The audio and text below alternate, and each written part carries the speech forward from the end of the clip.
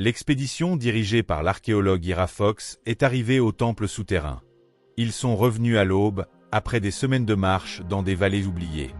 L'air était chargé de l'odeur de moisissure et de pierres humides, et les lampes projetaient des ombres qui semblaient bouger lorsque personne ne regardait. C'est l'assistant de terrain Zéphyr qui a remarqué en premier les gravures sur les murs de la salle centrale, des séquences numériques disposées en spirale, alternant entre des symboles géométriques et des caractères qui ressemblaient à une langue morte. Ira a passé ses doigts sur les rainures, sentant une vibration subtile sous la pointe de ses doigts gantés. « Ce n'est pas décoratif », murmura-t-elle, enregistrant les images avec son appareil photo sur l'épaule. « C'est une séquence. Un message. » Dehors, le guide local, Daniel, surveillait le périmètre avec des yeux inquiets. Il avait grandi en entendant des histoires sur des temples qui respiraient pendant la nuit, mais il n'y avait jamais cru jusqu'à ce qu'il voie les marques d'usure sur les pierres extérieures, comme si quelque chose de lourd avait été traîné à l'intérieur et à l'extérieur au fil des siècles.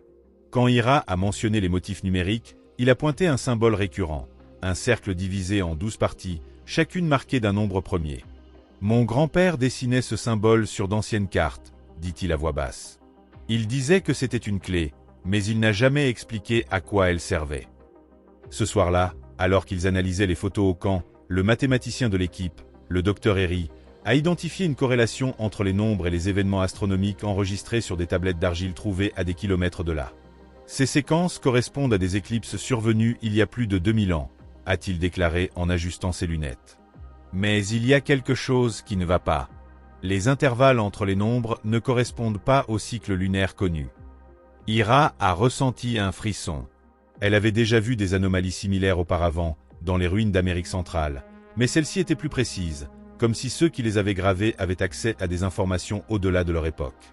Le 4e jour, Zéphyr a disparu. Son équipement était intact dans la tente, mais ses notes avaient disparu. Daniel a trouvé des empreintes de pas dans la boue près de la rivière, mais elles se sont arrêtées brusquement, comme s'il avait été emporté par quelque chose qui ne laissait pas de traces. Ira a insisté pour continuer, convaincu que les codes cachaient une réponse.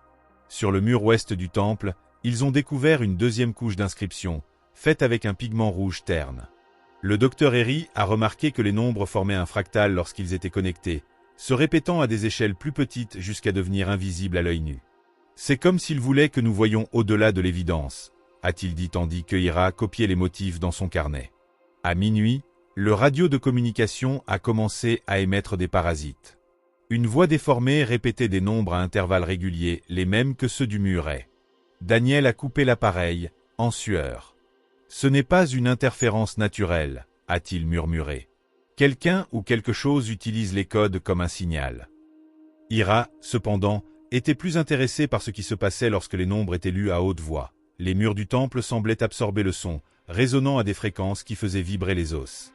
Le lendemain matin, le docteur Herry a admis avoir envoyé des copies des codes à un collègue à l'étranger. « Nous avons besoin de plus d'esprits qui y réfléchissent, » a-t-il dit, évitant le regard d'Ira. « Avant qu'il ne soit trop tard. »« Trop tard, pourquoi ?» s'est-elle demandé, mais elle n'a pas posé la question. Elle avait déjà commencé à rêver des nombres, qui se réorganisaient dans son esprit comme les pièces d'un puzzle impossible à assembler. Lorsque la première pierre du toit s'est effondrée, révélant un mécanisme de roue dentée rouillé au-dessus de la salle centrale, Daniel a murmuré une prière dans sa langue ancestrale. « Ils nous testent, a-t-il dit, ou ils nous avertissent. » Ira ne savait pas s'il parlait des constructeurs du temple, des dieux qu'ils adoraient ou de quelque chose qui n'avait pas encore de nom. Le mécanisme révélé par la chute de la pierre était un réseau d'engrenages, chacun marqué des mêmes nombres que les murs. Pendant que le docteur Herry recueillait des échantillons de rouille pour analyse, Ira a remarqué que les dents des roues formaient des motifs identiques aux spirales des gravures. « Ce n'est pas un calendrier, » a-t-elle dit, plus pour elle-même. « C'est une carte. » Daniel, qui était resté silencieux jusqu'à présent, s'est approché avec une lampe de poche. « Une carte de quoi ?»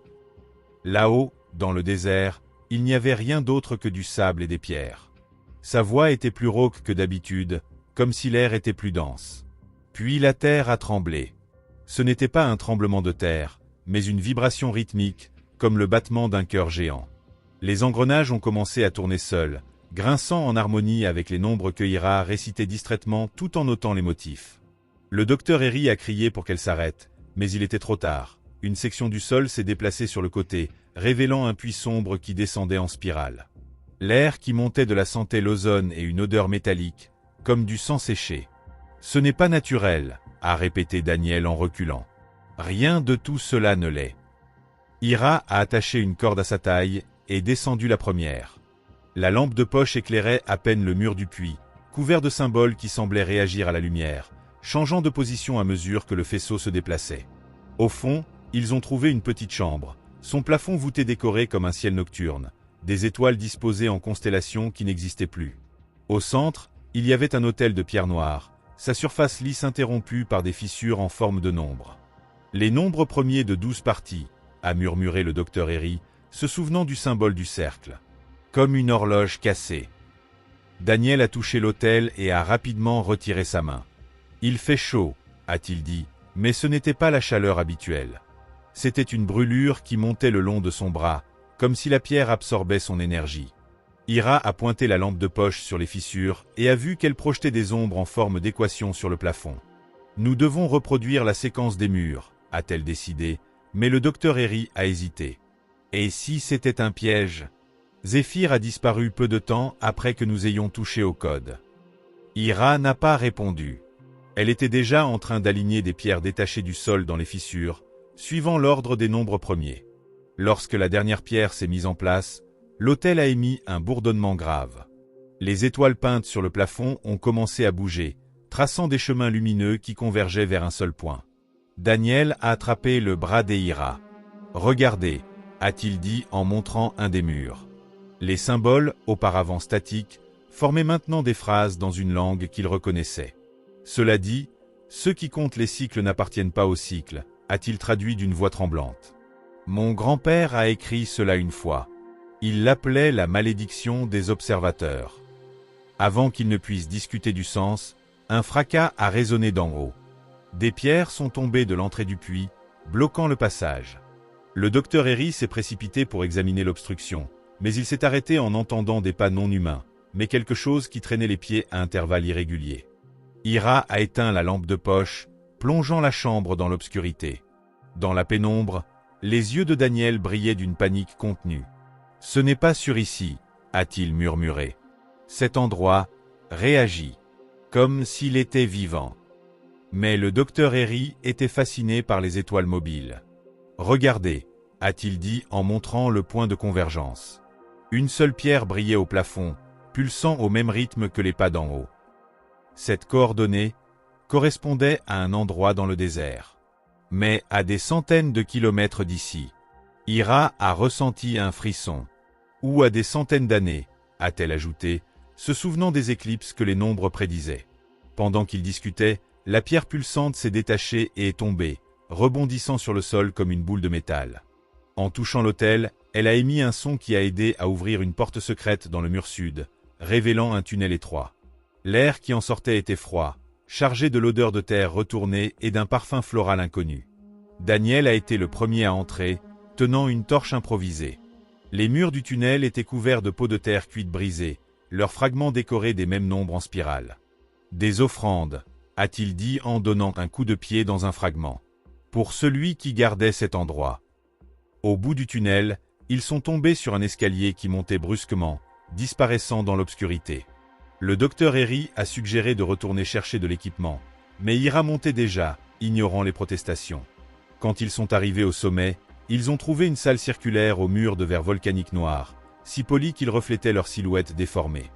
Au centre, il y avait un sarcophage transparent. À l'intérieur, flottant dans un liquide ambré, se trouvait le corps d'un homme vêtu d'une simple tunique, son visage serein et ses mains croisées sur la poitrine, tenant un disque de métal gravé de nombres.